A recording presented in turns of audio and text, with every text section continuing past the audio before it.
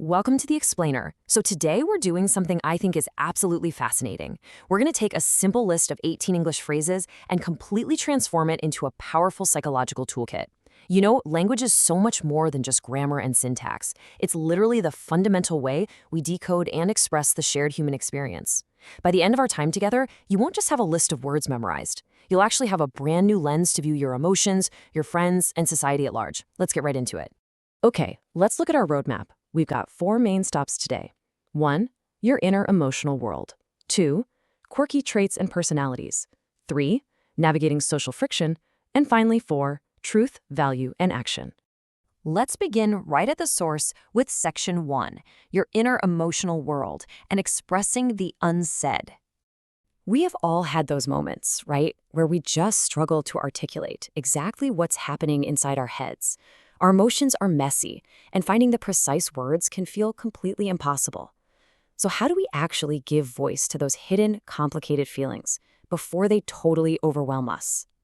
Well, a lot of the time, our first instinct is to just not express them at all. We do what's called bottling it up, basically hiding your thoughts and feelings instead of getting them out. Imagine a literal glass bottle filling with pressurized air. That is exactly what you're doing to your own nervous system when you swallow your stress or anger instead of just talking about it.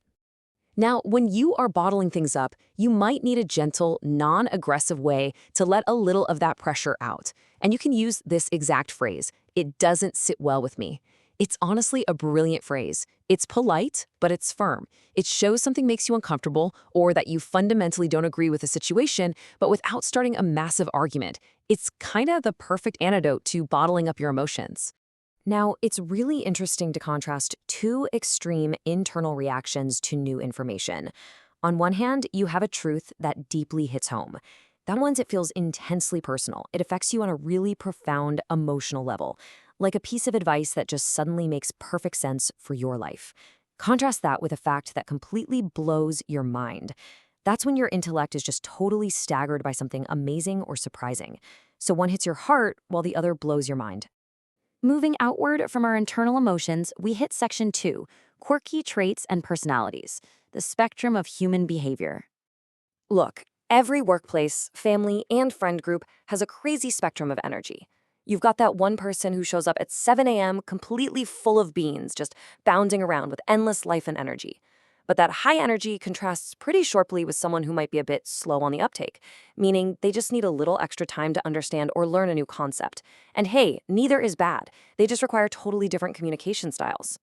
Then, of course, we have the eccentrics. You yourself might be someone who proudly marches to the beat of your own drum, meaning you act independently, do things your own way, and just utterly ignore the crowd. It's a badge of honor, really. But on the flip side, you might have to deal with someone whose defining quirk is, well, a bit more frustrating, being stingy. That's someone who absolutely hates spending money. They refuse to open their wallet even when it's completely necessary. So, the big takeaway here is that these 4 phrases form this fantastic, highly descriptive mini vocabulary. Instead of just calling someone energetic or slow or weird or cheap, you can vividly paint a picture of the vast, quirky spectrum of human personalities you encounter using these exact idioms. Which brings us to Section 3, navigating social friction, handling conflict and boundaries. Because when bad behavior happens, passivity isn't always an option, right? Sometimes you have to be brave and call someone out.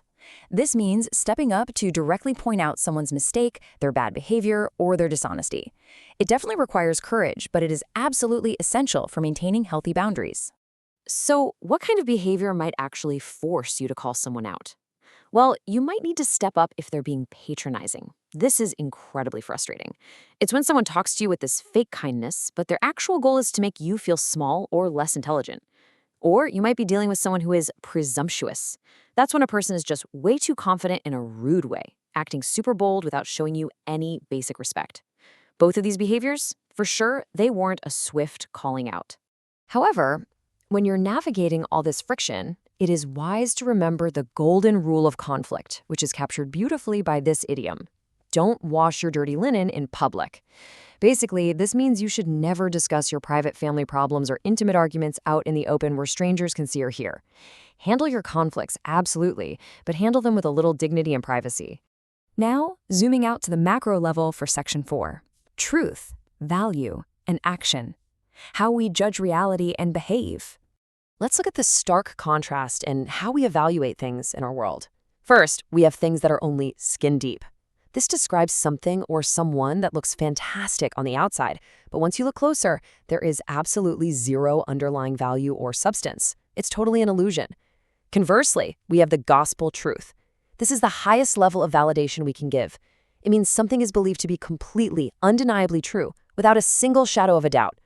But what happens when that gospel truth is violated, when public trust is just completely shattered? For that, we need a heavy, powerful word, egregious. It even sounds heavy, doesn't it? Let's break that down. An action is egregious when it is extremely bad, shocking, or just clearly wrong. It's a blatant violation of the rules of decent society. In fact, egregious behavior is very often tied to a complete lack of civic sense. Now, civic sense is that vital, basic understanding of how to behave properly in public and be a responsible citizen. So, throwing a candy wrapper on the ground, that shows poor civic sense. But dumping toxic waste into a public park, now that is an egregious violation. And if you spot that kind of egregious behavior, or if an emergency pops up, you really can't afford to be slow on the uptake. You have to react at the drop of a hat. This idiom paints such a great visual, doesn't it? The moment the hat drops to the floor, the race begins. It means you are willing and ready to act immediately without a single second of hesitation.